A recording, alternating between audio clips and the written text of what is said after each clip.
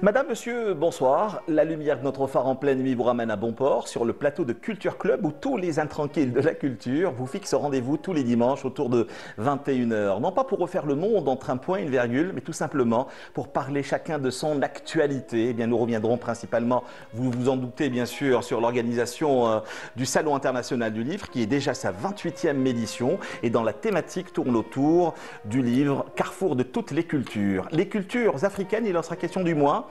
En première partie de soirée, du moins en première partie d'émission, avec notre premier invité qui n'est autre que Benouda Lebdaï. Bonsoir. Bonsoir. Merci d'accepter notre invitation.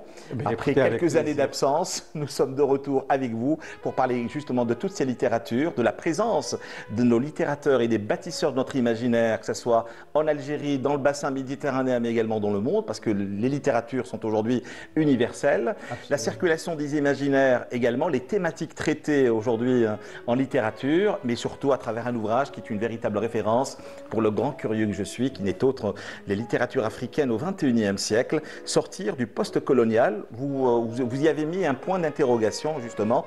Et donc la question que nous nous posons dès le départ, comment peut-on sortir de ces littératures-là?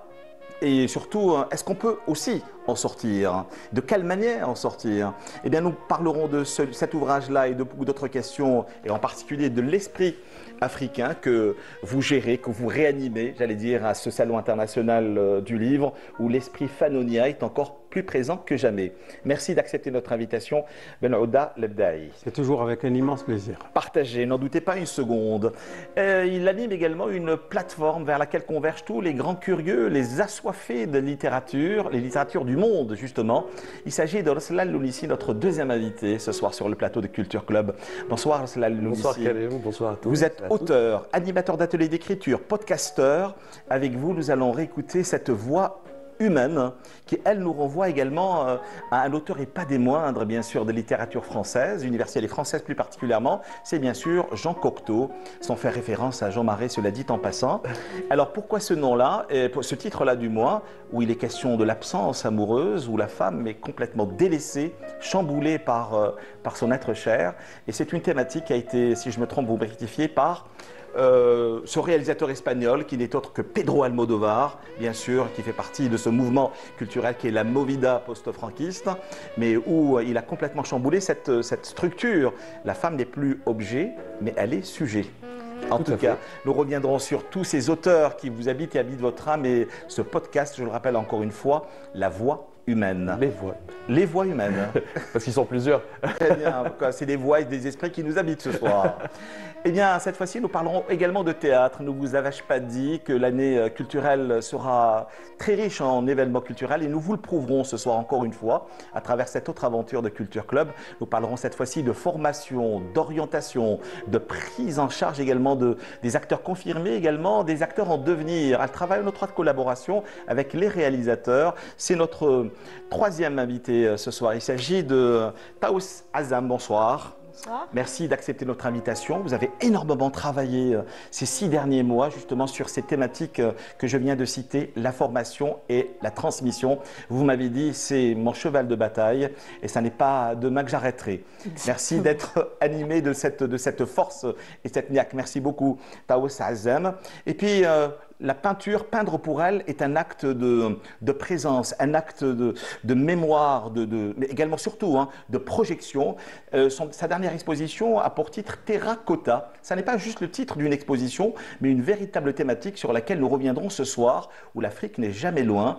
Il s'agit de notre 4e et dernière invitée, Maya Belchir Lefgoun. Bonsoir. Bonsoir. Merci d'être avec nous ce soir. Eh bien justement, c'est réellement posé la question pour la préparation de cette émission.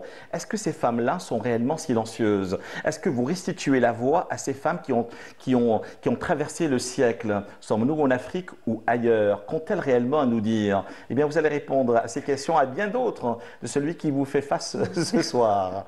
El Beya, que je trouve d'une beauté extrême, une sonorité musicale. Merci en tout cas de revenir sur le plateau de Culture Club et de zapper sur Canal Algérie comme chaque dimanche soir autour de 21h. Rebonsoir Ben Aoud Al-Bedaï. Je reviens à cet ouvrage qui est une véritable bible, si vous permettez l'expression au grand curieux que je suis, littérature africaine au XXIe siècle, sortir du post-colonial. De quelle manière en sortir et est-ce qu'on peut réellement en sortir, Ben Aoud Al-Bedaï? J'espère bien. Donc sortir du colonial d'abord, ça c'est fait, oui, sur le plan territorial, mais sur le plan psychologique, sur le plan culturel, c'est peut-être un peu moins vrai pour certains pays, un peu plus vrai pour d'autres. Une thématique très chère à Frantz Fanon. Hein. Et absolument. Ouais. Les nations, les questions culturelles après les indépendances. Alors, le post-colonial, ça a été un peu utilisé donc par Edouard Saïd et par les théoriciens post-coloniaux comme Spivak et bien d'autres, je ne vais pas tous les citer. Mais certains théoriciens et certains critiques littéraires africains parlent de post-indépendance. Oui. Donc tout dépend de quel point de vue on se projette. Et donc dans ces conditions-là, on doit impérativement le faire. Oui, ouais, absolument. Mais et la question qui s'impose, c'est comment le faire? Parlez-moi de cette transition. Alors la transition. Oui, alors là c'est une question, je ne peux pas la résoudre en 2 secondes. C'est toute une thématique, absolument. Comment le faire? D'abord par la création. La création d'abord littéraire, bien entendu. La création des outils critiques. Ça, c'est le travail des universitaires, le travail des chercheurs et le travail de la création, alors non seulement livresque, de l'écriture, mais aussi au cinéma, les arts et peut-être pas l'intelligence artificielle, mais... Ne vous en faites pas, c'est une thématique que nous provoquons avec notre deuxième invité. Hein. Voilà. Et donc, alors, vraiment, comment en sortir? On en est déjà sorti quand même, dans la mesure où les langues européennes se sont libérées, elles ont pris leur indépendance par rapport, par exemple, à l'Hexagone, la France, je parle des littératures francophones, oui, et des littératures francophones par rapport à l'Angleterre, principalement, et les littératures en langue portugaise par rapport au Portugal. Mais on n'est pas non plus dans une Afrique, on est dans plusieurs Afriques, dans une forme de multilinguisme à vous donner le vertige, Ben Aoud Al-Bedaï. Il y a près de 5000 ou 6000 langues locales, des fois un village a sa propre langue. Donc effectivement, donc certains pays ont choisi la facilité, comme pratiquement tous les pays d'Afrique de l'Ouest, où ils ont choisi le français comme langue officielle, pas nationale, langue officielle. Les pays de l'Afrique du Nord, donc c'est l'arabe et l'amazigh. Et l'anglais aujourd'hui? Oui, l'anglais est un souhait. Ouais. Mais on ne peut pas non plus... il ne faut pas oublier que l'anglais aussi était une langue impérialiste. Tout à fait. Ouais. Donc, ce n'est pas une langue indépendante. Hein. Et donc, cette question de l'histoire du pays colonisé avec la langue, on ne peut pas l'effacer d'un coup de chiffon comme ça et d'un claquement de doigts. Ce qu'il faut faire, c'est africaniser ces langues, et c'est ce qui a été fait par les auteurs algériens, sénégalais, béninois, etc. Et justement, Ben Aoud Al-Bedaï, aujourd'hui, quelle langue doit-on parler ou quelle langue parle-t-on quand il est question donc justement des littératures africaines? Quelle langue doit-on parler pour penser ces littératures-là? Alors, je vais vous citer un théoricien qui nous a quittés cette année, Ngugi wa Thiong'o, qui a écrit un excellent ouvrage et qui rentre dans les théories postcoloniales. C'est Decolonizing the Mind, hein, décoloniser l'esprit, où il il souhaite que les langues locales soient utilisées et que l'on retourne aux langues locales, peu importe la langue. Mais le problème qui se pose, c'est la dimension et la visibilité internationale qui s'amoindrit par rapport à ces langues-là. Alors, dans son cas, ça a été aussi le cas de Rachid Boujedra, on peut en reparler après. Notre fameux escargot entêté, hein, oui. l'auteur de la répudiation qu'il faut impérativement lire. Absolument. Et donc, il a décidé d'écrire en kikuyu. Les autorités kenyanes de l'époque, sous Arap Moi et avant Kenyatta, tant qu'il écrivait en anglais, ça posait aucun problème. Qu'il critique, voilà. Mais dès qu'il a commencé à monter une pièce de théâtre, un peu comme Kateb Yassine du reste. Un éveilleur de conscience. Voilà. Oui, dans la langue. Il a dérangé. Voilà, dans la langue du village. Là, il a dérangé. Il a été emprisonné pendant un an, je crois. Pendant un an. Oui. Pourquoi il dénonçait un capitalisme débridé, un néocolonialisme en fait au Kenya. Donc on voit les langues sont un enjeu de pouvoir et tout dépend de ce qu'on en fait. On peut écrire en français et être peut-être francophile ou que sais-je, mais on peut aussi écrire en français ou en anglais en étant complètement africain. Et comment décoloniser dans ces conditions-là les mémoires, justement? Une thématique que vous avez provoquée et animée pendant de longues années au Festival panafricain d'abord. Pas le premier, où vous étiez très jeune en 1969, mais celui de 2009. Comment décoloniser les esprits? On décolonise les esprits d'abord par introduire ces littératures-là dans les écoles, avec des extraits dans les collèges et dans les lycées, chose qui ne se fait pas de manière aussi évidente que l'on aurait souhaité. Et donc ça, c'est un véritable problème. C'est-à-dire il faut que les textes africains, peu importe le pays, là je parle d'une manière générale, je ne parle pas de l'Algérie spécifiquement. Mais parlons d'Afrique, c'est le point nodal, oui, c'est l'Afrique qui nous intéresse. Oui, absolument. Donc d'abord commencer par ça, que les jeunes s'approprient donc ces littératures-là et dialoguer avec leur mythe fondateur. Et vu que ces littératures, ce sont des littératures engagées dans le bon sens du terme, au sens sartrien du terme, donc engagées dans le sens où on parle de nous-mêmes, on parle de soi, on ne parle pas de l'autre. On a souvent parlé de la circulation des imaginaires des uns et des autres et on reste toujours bien sûr en Afrique pour justement revenir sur cette actualité, encore une fois pour ceux et celles qui ne le seraient peut-être pas les savoir. C'est l'organisation du 28e Salon international du livre qui a choisi pour thématique cette année le livre Carrefour des cultures. Et bien justement, parlons de la visibilité, du dialogue et de la circulation de nos imaginaires, non pas à l'international mais en Afrique d'abord. Est-ce que les auteurs algériens, maghrébins ont une visibilité,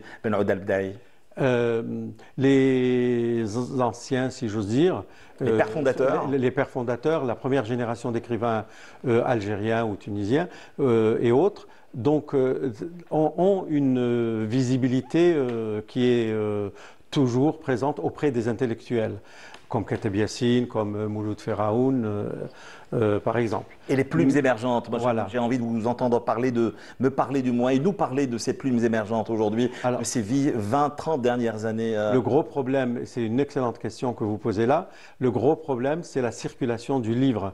C'est le point noir. Voilà.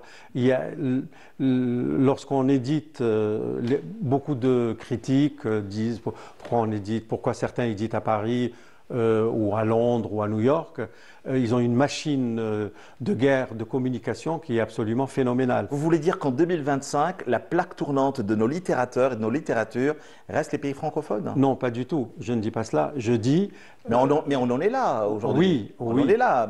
Mais il y a les maisons d'édition africaines existent et il y en a beaucoup. Oui. Leur problème, c'est la communication et leur visibilité à l'international. Comment vous expliquez que les auteurs africains de toutes les Afriques n'aient pas de visibilité chez nous et nous non plus? Je pense vous avoir parlé d'une anecdote de cet escargot entêté qui est Rachid Boujedra, qui est lors d'une rencontre internationale, est allé à la rencontre en dialoguant bien sûr avec un auteur. Il lui a dit qui êtes-vous? Il lui a dit est-ce que vous ne me connaissez pas? Boujedra lui a dit non et l'autre non plus. Et donc on se pose réellement la question, pourtant vous parliez à l'instant de père fondateur des littératures algériennes comme Boujedra, méconnu en Afrique. Au Sénégal, au Kenya. Et réciproquement. Oui, tout à fait. Les ça que je vous parlais étudiants de visibilité algériens, de circulation. mis à part dans quelques départements où on enseigne la littérature africaine, comme dans les départements d'anglais auxquels j'appartiens, effectivement, il y a des modules de littérature africaine. Mais en dehors de ces étudiants-là, effectivement, à la télévision, bon là vous en parlez, c'est parfait, ne sont pas visibles. Et c'est réciproque. Justement, c'est ce que je suis en train de vous dire, c'est que les maisons d'édition ne circulent pas. Il y a la question douanière et la circulation du livre d'un pays à un autre. Vous allez Même si on ne doit pas rentrer dans ce genre de considération, nous semble curieux. Voilà, hein. Oui. Mais l'argent, c'est le nerf de la guerre. Donc c'est une question peut-être qui peut se résoudre à travers l'Union africaine pour résoudre cette question de circulation du livre papier d'un pays à un autre. Donc j'espère que ça va venir. Et puis également la présence des maisons d'édition algériennes dans les pays africains, Sénégal, Bénin, Guinée.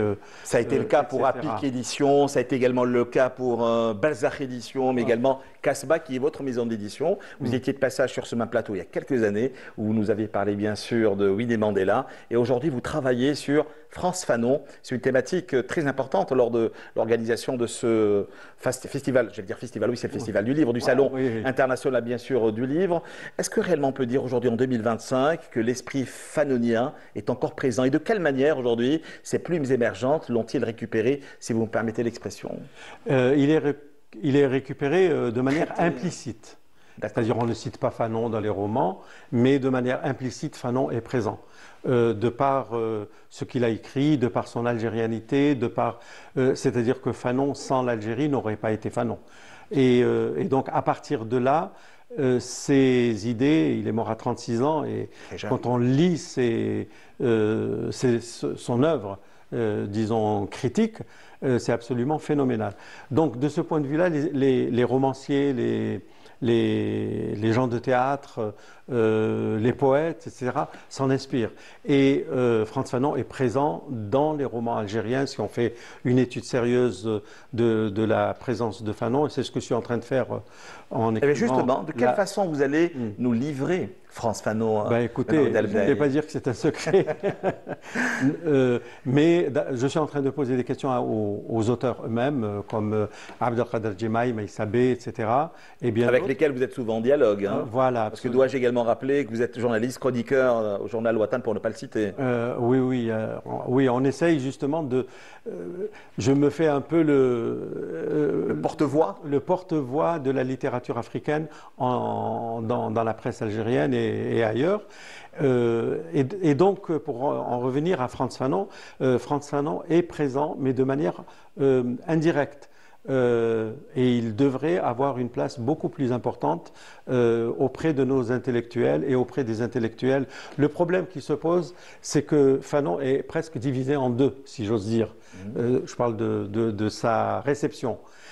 Pour les Africains subsahariens, ils ne retiennent que le côté, disons, de la négritude, le Martiniquais qui est à la recherche et critique de ce qui s'est passé dans les années 60 lorsqu'il était ambassadeur de l'Algérie à Accra. Et également de ce côté-ci. Alors de ce point de vue-là, la question de la présence de Fanon, elle doit être travaillée de manière systématique et de montrer combien l'Algérie a créé Fanon et comment Fanon aussi a influé sur les idées anticoloniales dans toute l'Afrique. Donc justement, de quelle façon, vous n'avez pas répondu à ma question, c'est l'humaniste, c'est l'anticolonialiste, celui qui a travaillé sur la maladie mentale. De quelle façon vous allez justement nous offrir Frantz Fanon chez Casbah Édition? D'abord en interrogeant les Algériens, les gens qui l'ont côtoyé et qui ont écrit sur lui, bien entendu. Et aussi dans la manière de percevoir ce personnage. Alors, qu'est-ce qu'il nous a transmis? Il nous a transmis l'amour de l'Afrique Il nous a transmis non pas la critique vraiment ciselée, précise, inconditionnelle et sans aucun état d'âme de ce qu'est le colonialisme. Et lorsqu'il était médecin psychiatre à Blida-Joinville, il a décelé, il a remarqué que les malades mentaux, les fous qui étaient internés à Blida-Joinville, ils ne l'étaient pas pour des raisons biologiques ou que sais-je, ils étaient devenus fous à cause du colonialisme. Et donc, et en plus, en prison, ils étaient mis de côté, voire même enchaînés dans le noir.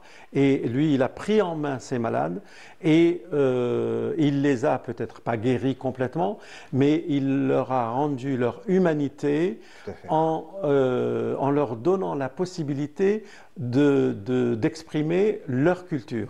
Et ce travail-là, il l'a fait avec un chanteur que vous connaissez bien entendu, Abdelrahman Aziz, et il a énormément, ils ont beaucoup travaillé ensemble, ils ont collaboré et ils ont créé justement cette introspection et cette mise en valeur de la culture. Et c'est comme ça qu'ils ont retrouvé, disons, une certaine sanité auprès de Fanon. Dernière question que je vous posais avant d'en aborder d'autres, bien sûr, avec tous nos invités, parce que nous sommes réellement dans une forme de polyphonie culturelle, sans exagération aucune de l'animateur qui vous fait face. Je vous avais posé la question au début d'émission sur la langue traitée en littérature africaine. Si nous parlions très brièvement de la langue française, est-ce qu'on peut réellement parler d'évolution ou de nécessité de rupture ? Moi, en tant que travailleur, si j'ose dire, acharné sur les langues, je pense qu'il ne faut jamais parler de rupture quand on parle d'une langue. Je pense qu'il est très très important. Parce que nous parlions de colonialisme, nous parlions de... Oui, mais le colonialisme français, il a été le mieux attaqué dans sa propre langue, dans la langue française. Kateb Yassine a attaqué, s'est exprimé contre le colonialisme grâce à la langue française. Qui lui a été imposé, etc.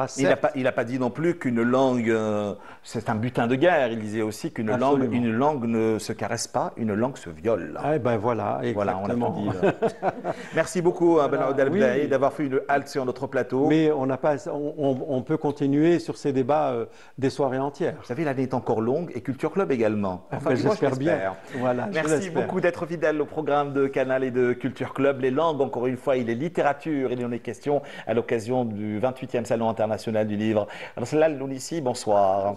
Merci encore une fois. Je vous ai senti très intéressé par les discours de Ben Aoud El-Bdaï, vous qui êtes habité par les esprits africains. Je pourrais l'écouter pendant des soirées entières et si vous le réinvitez, je serais très content et très heureux de revenir avec lui. Ah ben, vous devriez passer très souvent du côté de Culture Club.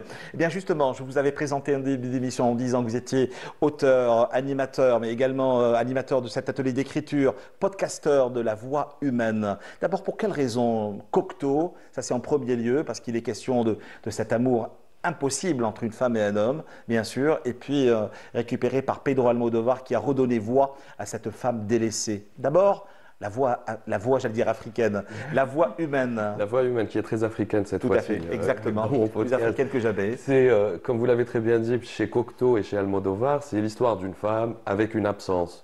Peu importe. Dialoguer avec le silence. Dialoguer avec le silence. Mais l'élément le plus important, c'est le téléphone qui est au milieu. L'attente. Qui est là. Oui. C'est un objet. Et est-ce qu'on peut communiquer avec un objet? C'était un peu la réflexion de départ par rapport à ce podcast, où je cherchais un format un peu différent de ce qui se fait. Le talk, je n'aime pas trop, je ne suis pas très à l'aise. Et puis même les auteurs, face à un intervieweur, ils sont un peu... je ne sais pas, il y a quelque chose, il y a un blocage, il y a un mur entre nous. Mais lorsqu'il s'agit de téléphone, lorsqu'il s'agit de mémo vocal, donc ce qu'on utilise tous aujourd'hui sur les applications de communication, lorsqu'ils sont face à leur téléphone, seuls dans leur salon, dans leur chambre, dans leur bureau, et ils répondent à ces questions-là, ils sont face à leur téléphone, ils sont dans leur environnement, ils se donnent beaucoup plus. Il y a une parole qui se libère, qui est beaucoup plus, qui pèse beaucoup plus, et qui est beaucoup plus intime et beaucoup plus sincère. Ils n'essaient pas de fournir un discours, ils essayent d'expliquer avec leurs mots, avec leur sensibilité, ce qu'ils ont voulu dire dans leur livre. Et c'est ce qui m'a intéressé en premier lieu. J'ai fait l'essai avec un premier auteur qui est Selim Bachi, et ça s'est super bien passé. Lui-même, il a trouvé les... C'est une interview, c'est une analyse de l'œuvre. Comment vous approchez donc justement l'œuvre littéraire dans vos podcasts dans La Voix humaine? Je l'approche de manière complètement sensible. Ouais. Je ne vais pas dans l'analyse de texte de manière académique ou littéraire dans un sens bien technique, mais ce qui me touche dans le livre, je le prends comme point de départ d'une réflexion et avec l'auteur, on construit ce dialogue et je laisse sa voix aussi se poser sur la mienne et inversement.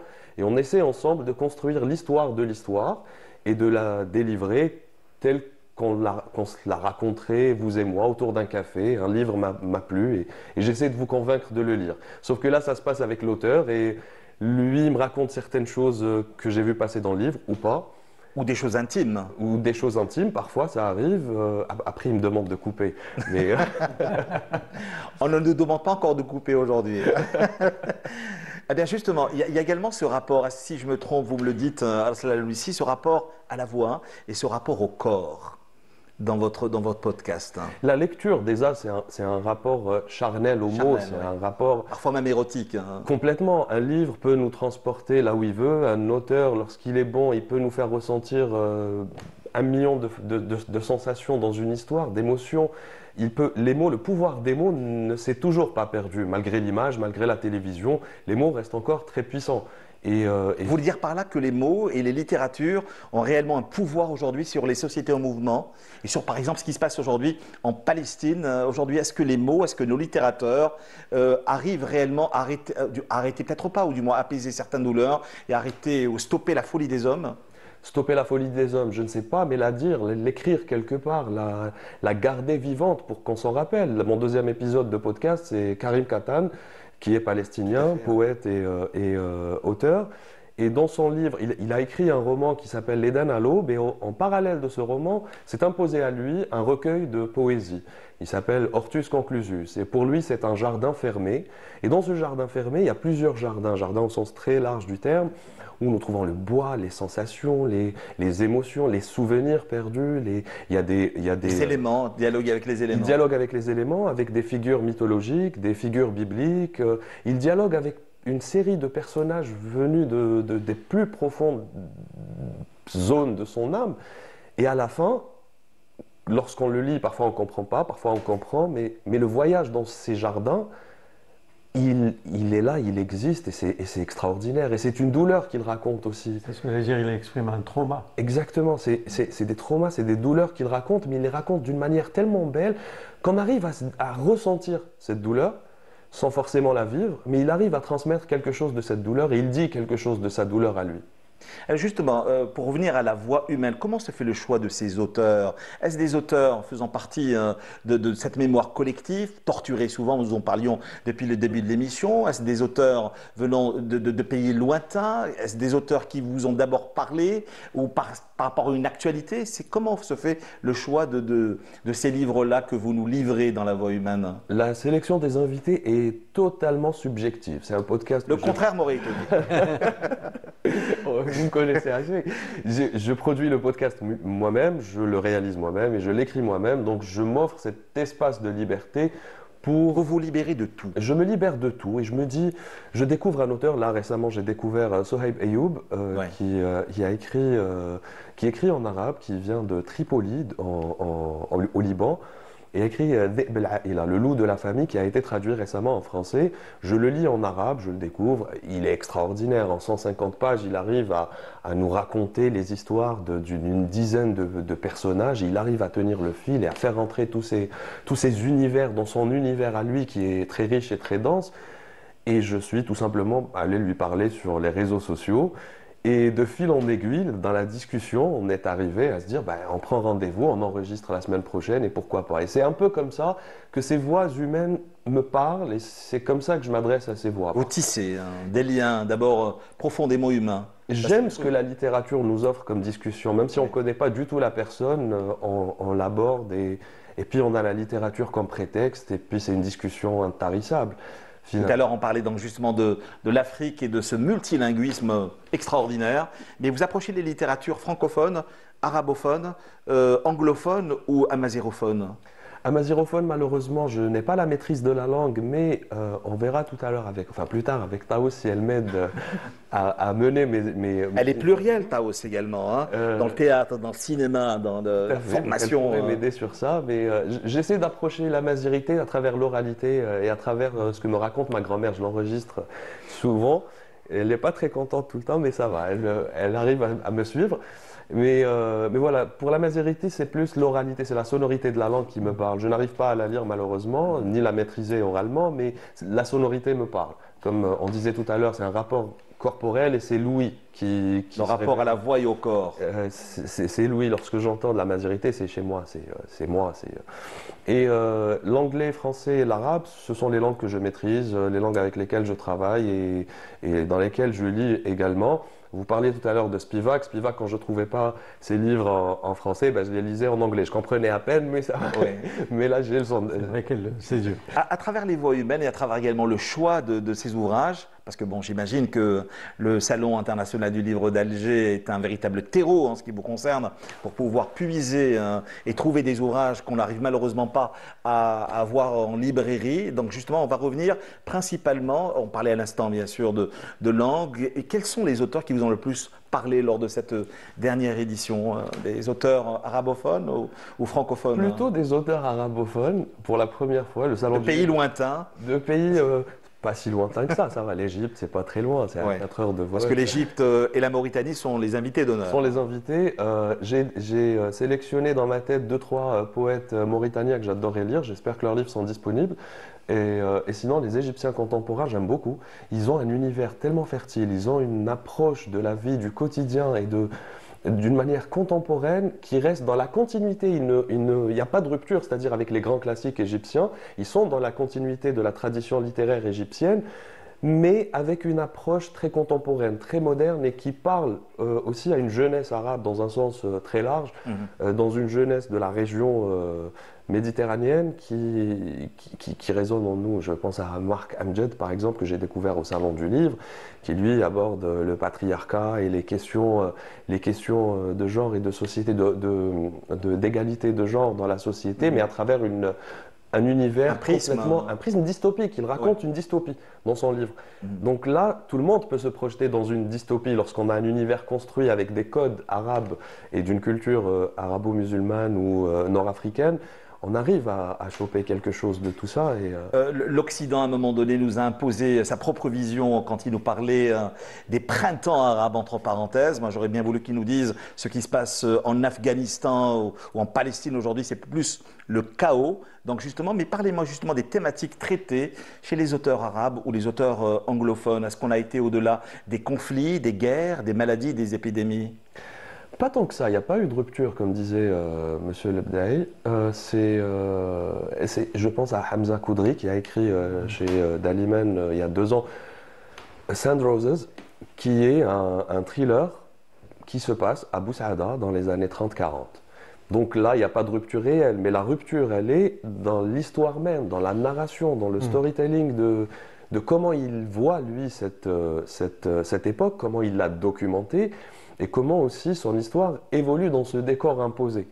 C'est extraordinaire. Après, que ce soit vrai ou pas, c'est une histoire, c'est une fiction. Le contexte Nous sommes dans le domaine de tous les possibles. Voilà, le contexte est réel, les faits historiques sont réels, mais au-delà, l'auteur s'est donné toute la liberté de raconter une histoire, contrairement à d'autres auteurs francophones, sans citer de nom, qui sont peut-être un peu plus influencés par une narration globale qui nous bloque un peu dans un réel, un peu trop réel, qu'on a aussi consommé, nous aussi. Hein.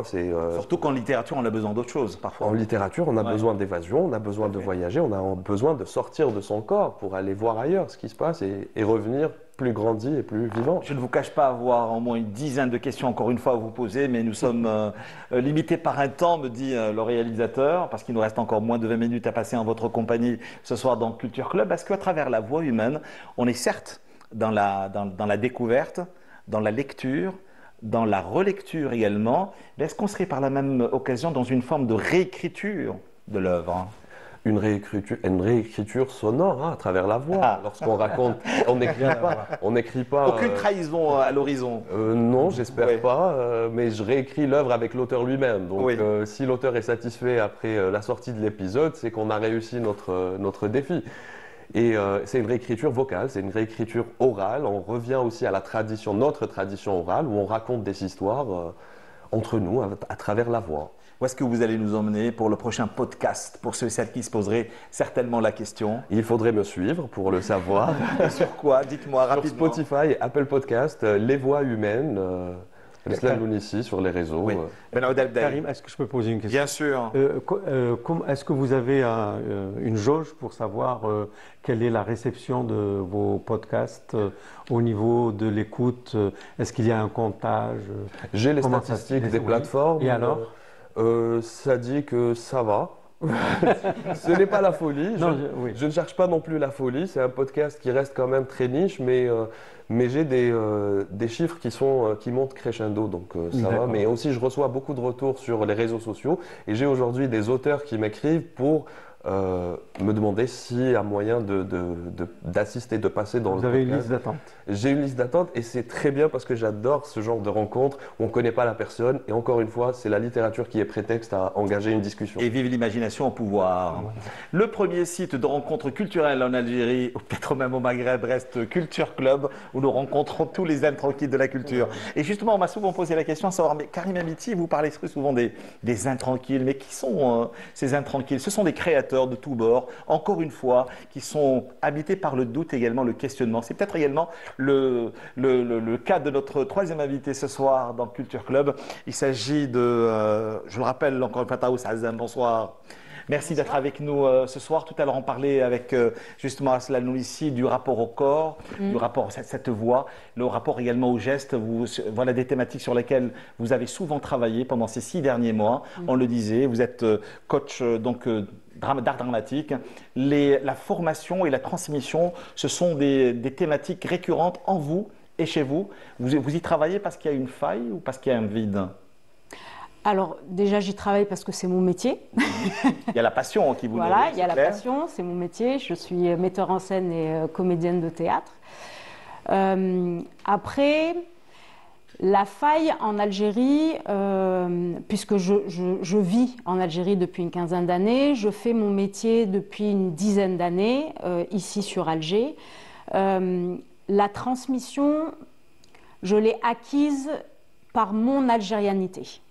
Mais de quelle transmission il s'agit? On se pose réellement la question, justement, la transmission comment dire, de l'art dramatique, des pièces de théâtre qui nous ont nourris, du moins qui ont nourri notre imaginaire, la transmission d'un patrimoine filmique.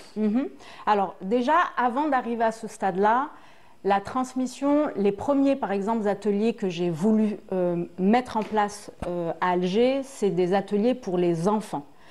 Dans notre tradition, le théâtre fait partie de notre culture. On a une culture orale, le théâtre et l'Algérie et l'Afrique, pour rejoindre les propos de monsieur. On ne vous a pas réunis par hasard, je tiens à vous rassurer. Hein. C'est bien. Du coup, les premiers ateliers que j'ai vraiment mis en place, ça a été pour les enfants. Je suis arrivée à Alger où je trouvais que les enfants n'avaient pas assez d'espace pour simplement pouvoir s'exprimer, pour pouvoir connaître leur corps, pour pouvoir connaître leur voix, comment placer une voix et comment en faire, j'espère, des adultes et des citoyens à part entière. Vous et Ruslan travaillez justement sur le rapport à la voix et au corps. Oui. C'est la raison pour laquelle vous collaborez très souvent ensemble. Hein. Oui. Je suis son apprenant. Voilà. Très bien. Et dans cette transmission-là, pour répondre à votre question, Karim, dans la transmission, au bout d'un moment, je me suis vraiment posé la question du professionnalisme. Comment on arrive à transmettre pour des professionnels du cinéma et du théâtre une technique pour sublimer leur métier, et comment la transmission se fait aussi par le biais des amateurs. Donc quand je dis amateur, c'est le mot étymologique du aimer, Ouais. donc des personnes qui aiment. Donc c'est deux travaux et c'est deux techniques complètement différentes, mais qui rejoignent cette passion de transmettre et de laisser une trace. C'est comme le podcast, c'est comme les livres. Comment on arrive Nous sur sommes les Terre. auteurs de la trace. Oui, c'est ça. Ouais. Comment on va perdurer dans la vie, même le temps et dans l'espace. voilà, dans le temps et dans l'espace. Et ben, c'est à travers cette transmission. Et vous travaillez en étroite collaboration, on doit également le signaler, non seulement avec des acteurs, des comédiens, des réalisateurs connus, confirmés ou en devenir. Oui, oui. C'est ça votre... C'est exactement ça. Alors, pour parler de la faille, effectivement que, par exemple, à Alger, il n'y a pas encore de structure qui forme les comédiens. Il y en a beaucoup, par exemple, à l'ouest de l'Algérie, Sidi Belabès, Mostaganem, pour pas citer toutes ces troupes-là professionnelles. À Alger, elles existent au niveau du théâtre, mais elles n'ont pas réellement de visibilité. Et généralement, les formateurs, c'est des comédiens futurs, des comédiens professionnels qui aident leurs camarades. Quel serait dans ces conditions-là le rôle du Centre d'art dramatique? À Alger? Alger, oui. Ben, ça serait la formation. Ouais. Idéalement, c'est la formation. On commence tous les centres d'apprentissage, c'est la formation. Moi, j'aimerais bien avoir votre point de vue sur le nombre de séries que nous regardons, que nous découvrons d'abord et que nous regardons pendant le mois béni du Ramadan. Si vous me parliez donc justement de ce professionnalisme, voire même un regard assez critique sur ce que nous voyons, du moins ce que nous diffusent les télévisions nationales aujourd'hui.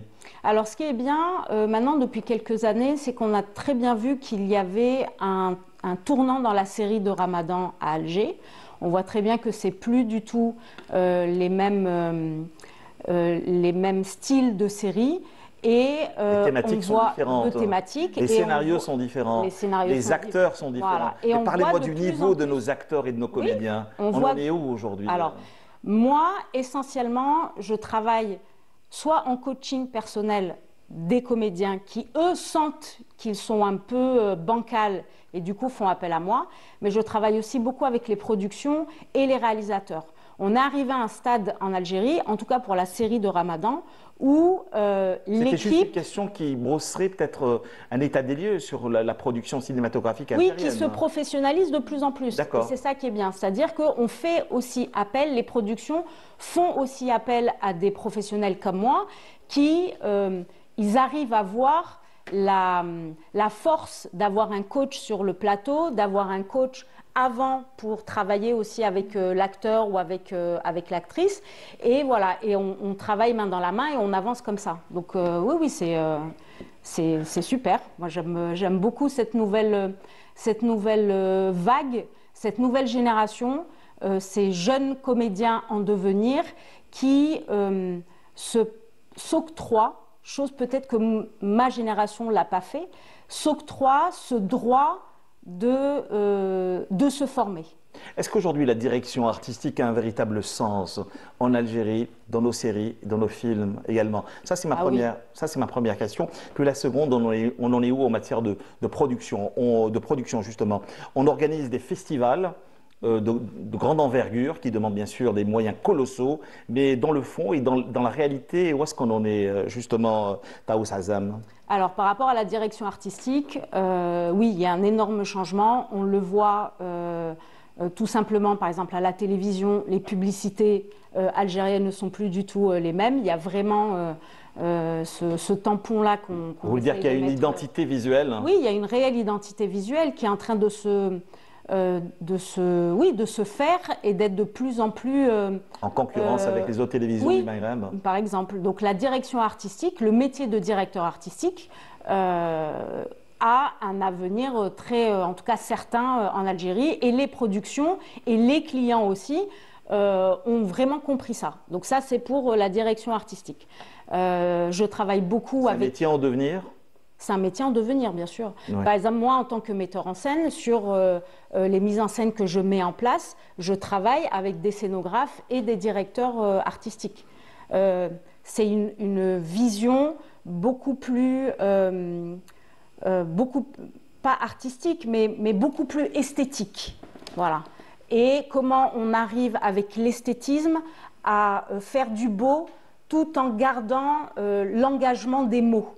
Des mots de l'auteur ou des mots du scénariste. Continuité ou rupture, donc justement entre la génération des années 70 et celle des années 2000, en matière de traitement de texte, en matière de direction artistique, en matière de thématique, en matière justement et de production. Alors moi qui suis, comme vous l'avez dit, dans la transmission, il n'y a jamais... sur la transmission. Oui. Jamais de rupture. Jamais de rupture. Voilà. Si on en est là, c'est que le passé a fait ses preuves et que voilà. Donc parler de rupture, moi j'aime pas trop parler de rupture parce que par contre on peut parler de continuité, de développement, un dialogue continu. Oui, des dialogues continus, des dialogues de cœur, de coryphée. Donc il y a une évolution, il y a différentes générations.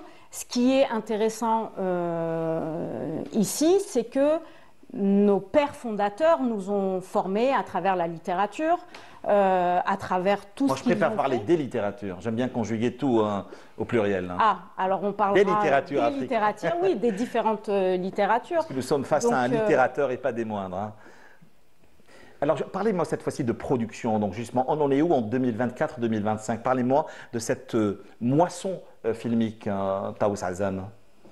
Alors, votre regard, et en particulier votre critique, même si cette dernière plutôt, quand on parle de critique, est assez pointue et surtout assez acerbe, peut-être.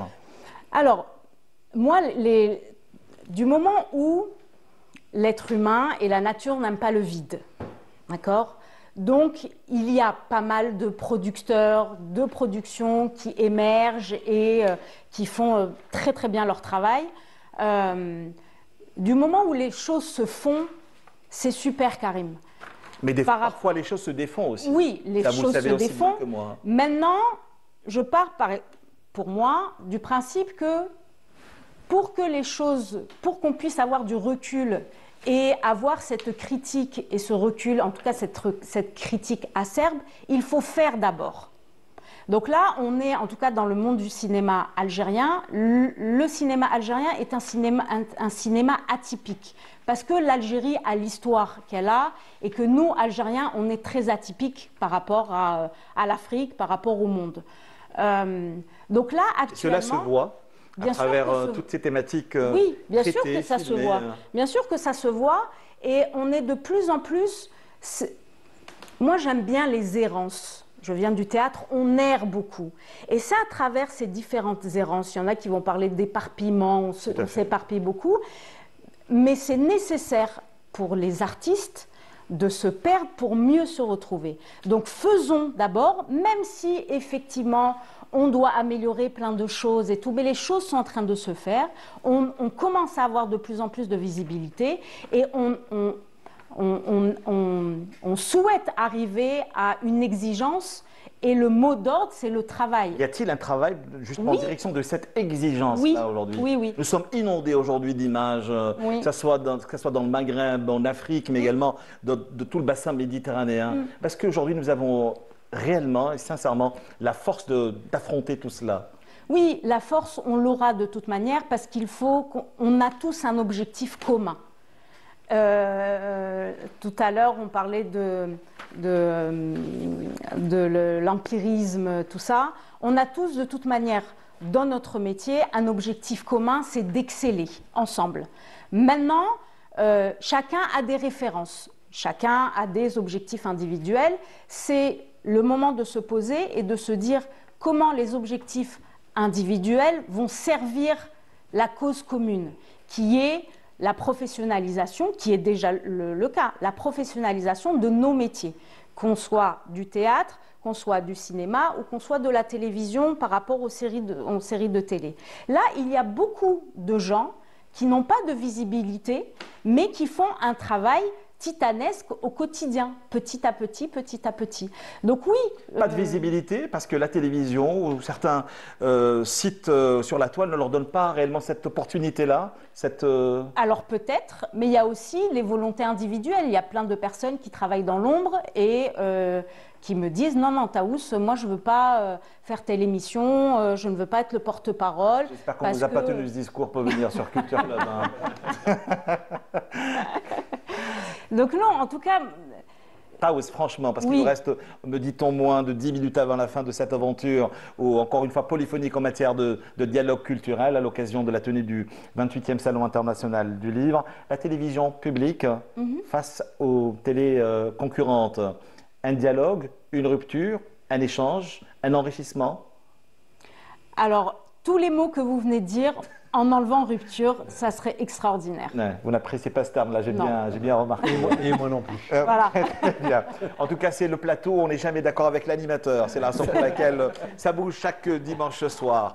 Terracotta, je le rappelle encore une fois pour ceux, celles qui viendraient tout juste de nous retrouver, ça n'est pas seulement le titre d'une exposition à laquelle nous vous convions ce soir, mais surtout une thématique qui traite plutôt, que dis-je, de la thématique féminine à travers les âges. Une thématique assez, j'aurais peut-être voulu dire, récurrente chez notre quatrième et dernière invité. Allez savoir, les femmes sont silencieuses, sont-elles porteuses d'espoir, de désespoir, qu'ont-elles réellement à nous dire à travers l'exposition d'Elmeya? Bonsoir. Bonsoir. Merci d'être avec nous ce soir dans Culture Club. Vous disiez dans une interview, donc justement, la terracotta, c'est une couleur, une vibration chaude, mais surtout ancestrale. Et dans cette exposition, tous vos personnages, ces femmes bien sûr, nous parlent. Mais quelle langue nous parlent-elles réellement? La voix du silence ou est-ce tout le contraire? Je crois qu'elle parle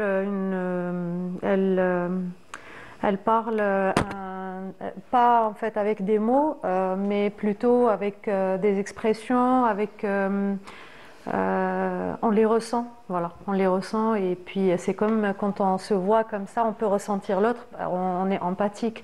Voilà. Mais ce qui est extraordinaire, c'est nous allons à la rencontre de ces figures mythiques, mais surtout héroïques par la même occasion. Hein. Ces femmes, elles nous parlent réellement, parce qu'il y a plusieurs thématiques traitées lors de cette exposition. Souvent, on a parlé également du silence. Est-ce qu'il y a un véritable silence dans cette exposition terracotta? Je ne pense pas. En fait, quand on rentre, on voit que des femmes qui nous regardent comme ça et qui nous disent libres et libérées de toute contrainte. Donc, voilà, exactement. Donc, est-ce qu'il y a un silence? Je ne pense pas. Au contraire, elles avaient, d'ailleurs, c'est pour ça que je suis partie vers elles. Elles appelaient en fait à être montrées, remontrées et différemment. S'offrir presque. Hein. Oui, voilà, exactement. Oui. Donc, il y a également deux thématiques. Est-ce que je me trompe lorsqu'on revisite un peu votre parcours? Il y a deux thématiques qui reviennent souvent, c'est la mémoire, mais c'est l'identité. Quel sens réellement vous donnez, picturalement parlant, à ces deux thématiques aujourd'hui plus actuelles que jamais, mémoire et identité?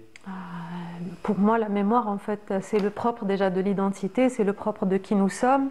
Et entre autres, si je dois parler d'une autre thématique que j'avais abordée, c'était des sujets autour de la peinture orientaliste.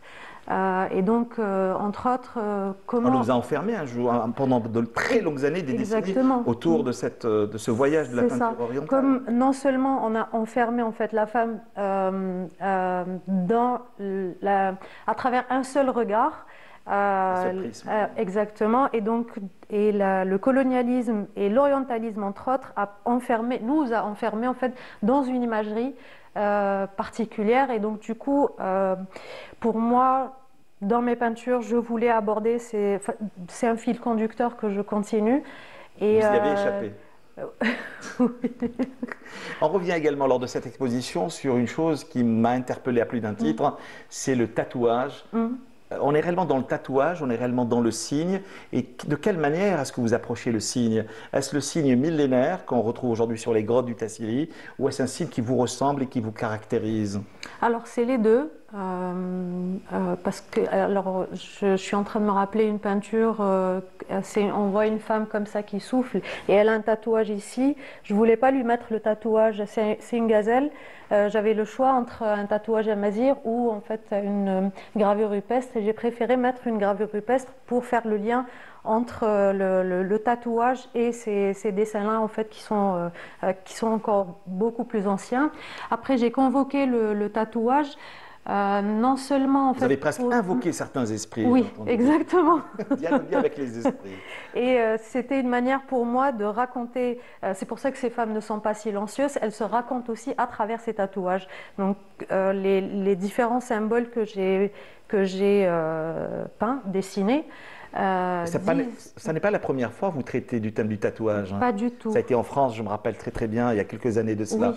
Donc les thématiques se ressemblent-elles, dialoguent-elles entre elles? Y a-t-il un fil conducteur ou du moins une forme d'écho entre ce que vous avez eu à produire en France et lors de cette dernière exposition qui, elle, doit se poursuivre jusqu'à la première semaine, le 4 justement du mois en cours, à la Cine Galerie, c'est à Alger.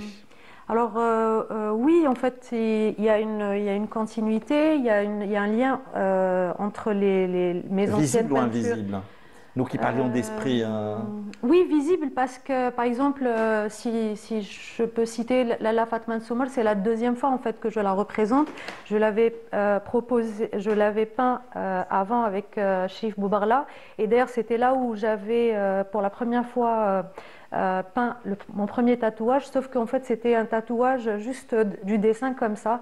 Je me suis permise en fait de ne pas chercher, je voulais juste un élément décoratif, et c'était là où je me suis dit non, non, il faut quand même s'arrêter, c'est important, tu parles de mémoire, tu parles d'identité, il y a une revendication continue. Exactement, voilà, et donc du coup c'est là où ça s'est imposé, il fallait que je cherche. Vous parliez à l'instant d'un film, d'une pièce maîtresse du cinéma algérien, c'est donc Lalla Fatma Soumar, oui. Et donc justement traité dans un film de Belkacem Hadjadj, oui. Où Boubarla, j'ai entendu dire qu'il lui avait presque volé la vedette. Dans le film, hein, je précise. Hein. Peut-être dans le film. Dans le film. Et c'est pour ça que c'est important de faire des peintures et une exposition. Vous savez pourquoi je pose cette question? Parce que dans cette exposition Terracotta d'El Maya, je le rappelle à la Cine Galerie, il n'y a que des femmes. Oui. On s'est réellement posé la question sur les hommes. Ben, prochainement. Voilà donc la question. Vous allez faire dialoguer. C'est presque une résonance entre cette exposition et celle que vous préparez, où il ne va y avoir que des hommes, El Maya. Alors, c'était censé être une résonance. Là, c'est en train de prendre une autre tournure. Une autre tournure. Exactement. Un autre virage. Voilà, et parce qu'il y a trop de choses à dire sur le masculin, sur les hommes, et comment, en fait, aussi, ils ont interprété, ils ont pris la femme comme sujet, et donc, du coup, je ne peux pas m'arrêter que sur les hommes. On va voir. Quand vous avez ce genre de remarques également lors de cette exposition. Oui, oui, oui. Oui. On m'a dit à plusieurs reprises pourquoi que des femmes et tout. Comment traiter les hommes en peinture? Ah. Une autre thématique ce soir dans Culture Club. Ça va venir. C'est à voir. Oui. Vous y pensez déjà? J'ai déjà commencé. J'ai déjà posé là en fait 5 dessins, on va dire, qui vont donner des peintures. Il y a la touche humour, il y a la touche dérision qui est là. J'ai envie de moquer un peu en fait. Merci pour nous. Voilà, donc, du coup, de taquiner. Taquiner, oui. Et puis en même temps, voilà, en fait, comme je me suis posé la question, comment aborder un sujet aussi lourd et aussi douloureux. Je crois que l'absurde et le côté drôle un peu pourrait aider en fait à faire passer certains messages. Voilà. Et donc travailler également sur des figures mythiques, mais également héroïques, historiques peut-être. Historiques, je ne sais pas, mais là par exemple il y a une sorte de duel entre Anzar et Gorzil. Oui. C'est deux dieux berbères. Donc, on revient aux mythes fondateurs. Exactement. Travailler voilà. sur les mythes fondateurs qui nous ont construits. Hein. Et à travers eux, donc, je parle en fait de ce rapport viriliste, masculin. Et après, c'est en diptyque, il y a une deuxième peinture, je ne vais pas tout raconter. Et voilà, donc du coup... Quels sont les maîtres que vous revendiquez dans vos peintures et dans votre acte pictural, El Maya? Les maîtres, alors... Qui vous en nourrit, qui vous inspirent aujourd'hui, vous qui avez fait l'école des Beaux-Arts d'Alger, supérieure des Beaux-Arts d'Alger? Je vais citer une seule, c'est une portugaise, Paula Rego, qui travaille beaucoup autour de la société portugaise et en même temps qui fait un travail sur sa mythologie personnelle, enfin elle est décédée maintenant, sa mythologie personnelle, et elle, en même temps elle convoque le conte et l'histoire, et du coup, voilà, si je dois parler de... Donc c'est une peinture pensée? Oui, bien sûr. Réfléchie. Oui, oui, oui. Ouais. Mais je ne pense pas qu'il y ait de peinture qui n'ait pas pensé. Oui, dans le sens où vous ne faites pas du figuratif ou de l'imaginaire, il y a un vrai travail de recherche dans une exposition. Sinon, elle ne serait pas sur le plateau de Culture Club. Je tiens à vous rassurer pour ce deuxième numéro. Merci beaucoup, Elmeya. Je vous rappelle que votre exposition est visible jusqu'à la première semaine du mois en cours. Oui. C'est à Galerie. Ça se passe à Alger, plus précisément. Ibrahim. Voilà, pour celles ou Google Maps, comme dirait l'autre. Vous aurez certainement remarqué que nous sommes curieux, insatiables et portés par la passion du dialogue et de l'échange dans Culture Club à travers cette musique qui nous annonce déjà la fin de cette autre aventure. Eh bien, ce qui nous a réunis, c'est un événement majeur qui lui va se poursuivre jusqu'au 8 du mois en cours. C'est le 28e Salon international du livre. Lisez, lisez, il en restera toujours quelque chose. Et pour cette aventure nocturne, nous avions le plaisir d'avoir Ben Aouda Al-Bdaï. Bonsoir. Bonsoir, merci, Karim. Bonne soirée à vous. Merci encore pour l'invitation. J'espère vous recevoir ici même pour France Fanon. Et lors de cette édition du Salon, l'esprit fanonien tourne encore pour notre plus grand plaisir. En révolution. Dans cela, nous ici, un grand merci. La voix humaine, je le rappelle encore une fois, sur plusieurs plateformes. Les voix humaines. Les voix. Moi, c'est la voix qui m'habite. Vous l'aurez certainement remarqué à travers Cocteau, Pedro Almodovar et que sais-je encore. Eh bien, pour cela, nous avons entre autres le plaisir d'avoir sur notre plateau des invités et pas des moindres. Un grand merci, jeune fille, professeur de théâtre. Et puis, d'autres aventures nous réuniront certainement ici même. Merci beaucoup, Elmeya. Merci, mesdames. Merci, messieurs. Merci à vous pour votre fidélité au programme de Canal Algérie en général et de Culture Club en particulier qui doit, je vous le rappeler, ouvre ses portes aux grands curieux que vous êtes et que nous sommes. Et c'est la passion, encore une fois, qui nous unit et nous réunit dans ce monde complètement fou. Mais la folie se posera peut-être pas sur ce plateau, mais ailleurs, certainement vers des territoires lointains. Alors, si vous avez manqué cette émission et si nous vous manquons, sachez qu'elle sera rediffusée le jeudi vers 11h. Portez-vous bien avec la suite des programmes de Canal. Merci.